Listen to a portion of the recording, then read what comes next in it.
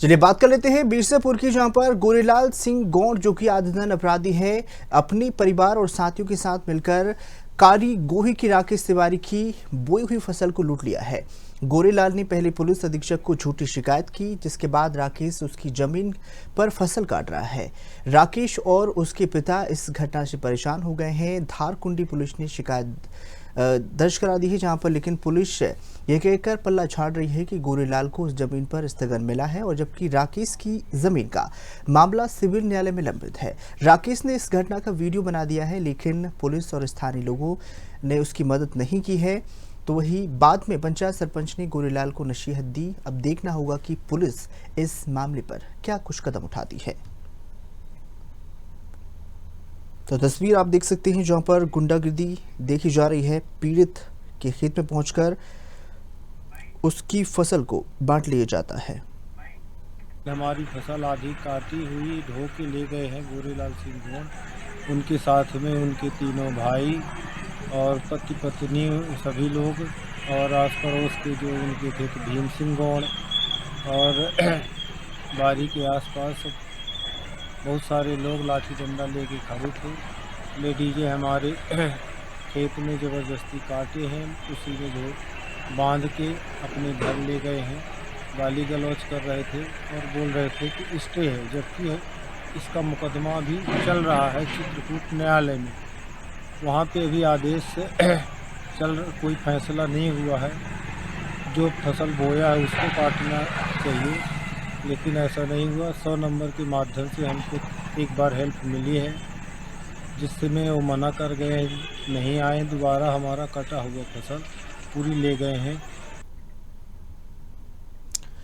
तो बताना चाहेंगे, फसल को काटकर आदतन अपराधी ले गया है, जिसका नाम गोरेलाल सिंह गौंड बताया जा रहा है। अपने परिवार और साथियों के साथ मिलकर कारी गोही के राकेश तिवारी की बोई फसल को काट कर ले गया है। गोरेलाल ने पहले पुलिस अधीक्षक को झूठी शिकायत की कि राकेश उसकी जमीन पर फसल काट रहा है।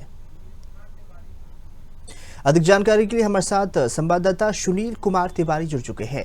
तो सुनील जी, आपसे जानना चाहेंगे, आदतन अपराधी गोरेलाल गौंड जो कि आप आदतन अपराधी है और राकेश तिवारी को परेशान कर रहा है, उनकी फसल पूरी तरह से काट कर ले गया है, क्या कुछ पूरा मामला है? पीड़ित का क्या कुछ कहना है?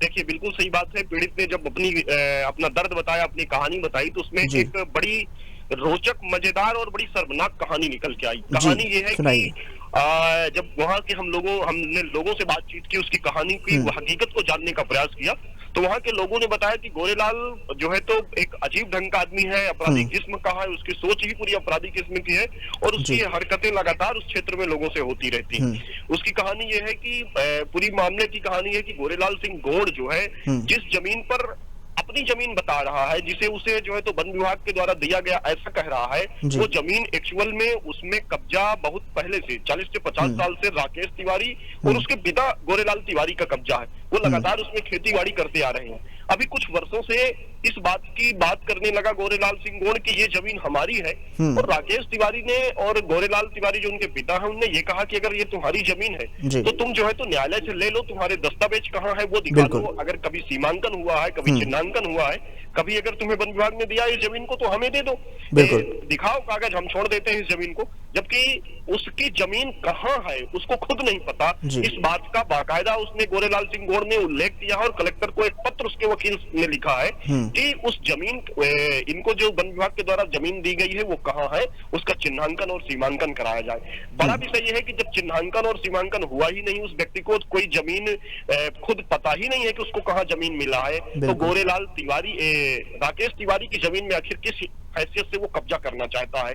दूसरा विषय यह है कि अगर गोरेलाल की जमीन थी तो उसके पहले उसने क्यों नहीं लिया, और उसने उस खेत को बोया जोता क्यों नहीं? राकेश तिवारी उस खेत को जोतते बोते हैं, राकेश तिवारी उस फसल को ताकते हैं, पानी देते हैं, सारी चीजें तैयारी करते हैं, और जब उस फसल को काटते हैं राकेश तिवारी, काटने का नंबर आता है, उसके पहले गोरेलाल सिंह गौंड उस पूरी फसल को काट लेता है। राकेश तिवारी जो थोड़ी बहुत फसल काटते हैं, रखे रहते हैं खेत में, खरियान में, उसको भी गोरेलाल अपने कई साथियों के साथ, महिलाओं के साथ, वीडियो में बाकायदा दिख भी रहा है, राकेश तिवारी बाद में वो वीडियो बनाए हैं, उस फसल को भी गोरेलाल गौंड ले जाता है। इसमें बड़ा मजेदार बात ये आती है कि वो ये सब करने के पहले पुलिस अधीक्षक को एक पत्र लिखता है, और वो ये उसमें उल्लेख करता है कि राकेश तिवारी हमारी फसल काट के लिए जा रहे हैं और हमारा उसमें स्थगन है, स्थगन के बाद भी राकेश तिवारी हमारी फसल काट रहे हैं। इससे पुलिस अधीक्षक को ये जो पत्र जाता है, पुलिस अधीक्षक उस पत्र को थाना धारकुंडी भेज देते हैं, थाना धारकुंडी की पुलिस को जांच करने के लिए। मैंने पूरी पुलिस को ही भ्रमित कर दिया उस पूरी कहानी में गोरेलाल सिंह गोंड। और उधर ये एक वीडियो उसका वायरल हुआ है सोशल मीडिया में, शायद राकेश तिवारी ने बनाया होगा वीडियो, या कहा वहां के स्थानीय लोगों ने बनाया होगा।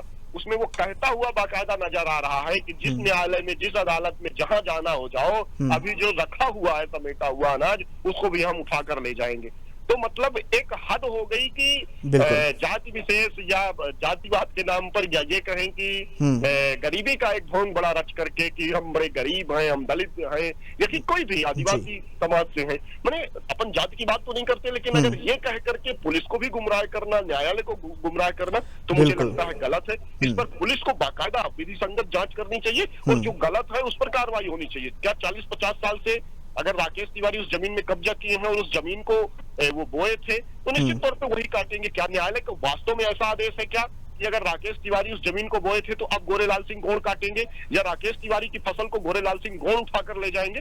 ऐसा मुझे नहीं लगता कि कोई न्यायालय आदेश दे सकता है। न्यायालय का ये आदेश रहा है शायद ऐसा कि स्थगन उसको मिला है गोरेलाल सिंह गोंड को, लेकिन गोरेलाल सिंह गोंड को गोरेलाल सिंह गोंड की जमीन का स्थगन मिला है, न कि राकेश तिवारी की कब्जे वाली जमीन में। तो ये बड़ा विषय है, पुलिस को गुमराह करना, मीडिया को गुमराह करना, और गोरेलाल सिंह गोंड ने जो कृत्य किया, मुझे लगता है पुलिस को विधिसंगत कार्रवाई करनी चाहिए और उसकी जांच करनी चाहिए, जिससे ऐसे दोबारा कृत्य न करें। क्योंकि वहां जिस तरह से स्थितियां हैं वो विवाद की स्थितियां हैं, कभी भी कोई घटना दुर्घटना घट सकती है ऐसे माहौल में।